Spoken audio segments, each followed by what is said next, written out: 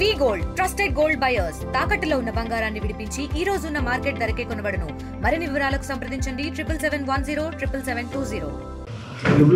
Alignment మనం నేను 2023 December MLA అయ్యేనాటికి alignment fix అయిన విషయం మీ అందరికీ తెలుసు.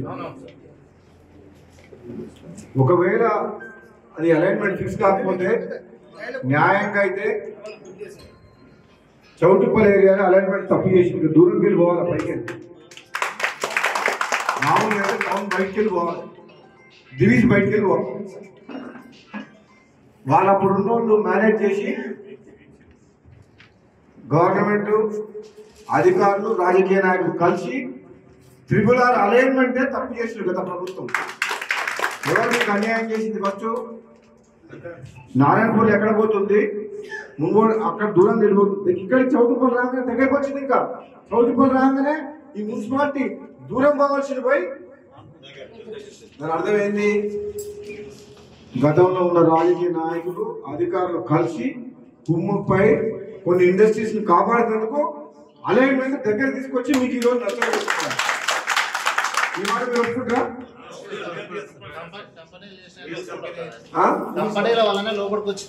కంపెనీ అలైన్మెంట్ ఏ టైంలో ఏ గవర్నమెంట్ లో ఎవరున్నారు అప్పుడు? ఎమ్మెల్యే, ఎంపీ, మంత్రులు, గవర్నమెంట్ ఉందిగా. మరి అప్పుడు ఆ రోజు మరి ఈ చౌటుపల్లి మున్సిపాలిటీ పరిధిలో ఉన్న రైతులు కానీ పేదోళ్ళు కానీ ఇది విలువైన భూమి, దీనికి దూరం వెళ్ళి తీసుకపోవాలని చెప్పి దూరం వెళ్ళి తీసుకపోతే ఈ బాధపడిపోవు కదా. అంటే గత ప్రభుత్వం చేసిన తప్పు వల్ల ఈరోజు మేము ఇబ్బంది పడుతున్నాం. అవునా? వాస్తవమా?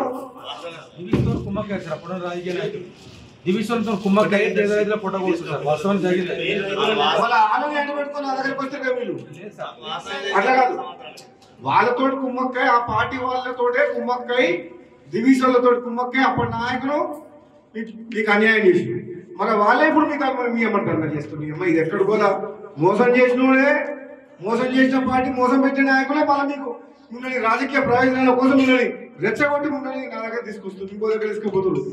మరి ఎవరి హయాంలో నీకు నష్టం జరిగింది? ఎవరు హయాంలో అలైన్మెంట్ తప్పు చేసిరు? అన్యాయం చేసింది ఎవరు? ఎక్కడికి వెళ్ళి పోవాల్సిన అలైన్మెంట్ ఎక్కడికి వెళ్ళి పోయింది?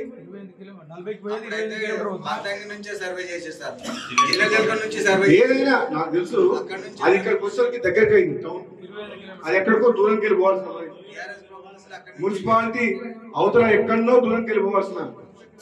అప్పుడు ధర్నా చేసాం సార్, భువనగిరిలో జైలు కూడా పట్టించారు సార్ రైతులని. ఎవరు?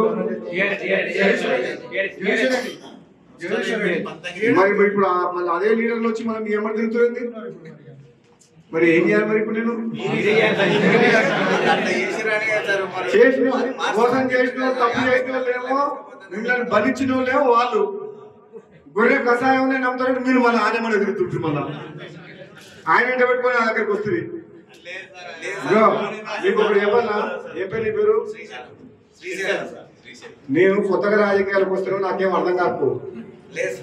ఎంపీ, ఎమ్మెల్సీగా, ఎమ్మెల్యేగా ఉప ఎన్నికలలో భీకరమైన యుద్ధాలు చేసి నా జుట్టంతా పోయింది. ఇప్పుడు ఎవరు ఏంది, ఎవరు ఎటువంటి వాళ్ళు, ప్రజల్ని ఎవరు మోసం చేస్తున్నారు, ఎవరిని మోసం చేసి వాళ్ళ మొసలి కన్నీరు కారుస్తున్నారని కూడా నాకు తెలుసు. కాకపోతే నేను మాట్లాడతలేను. నేను చేస్తే సహాయం చేస్తా కానీ అన్యాయం, మోసం మాత్రం చేయాలి. అది మీకు తెలుసా? ఆ నమ్మకం ఉందా?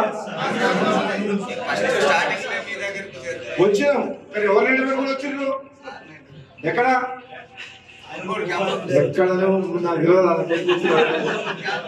వచ్చి నాతోటే కొట్లాడుతుంటే ఇంకో ఆయన తిడుతుంటే మేము మోసం చేసిన వాళ్ళు ఎమ్మడి పెట్టుకుని వచ్చి మనం తిడుతుంటే మేము ఏమనాలి?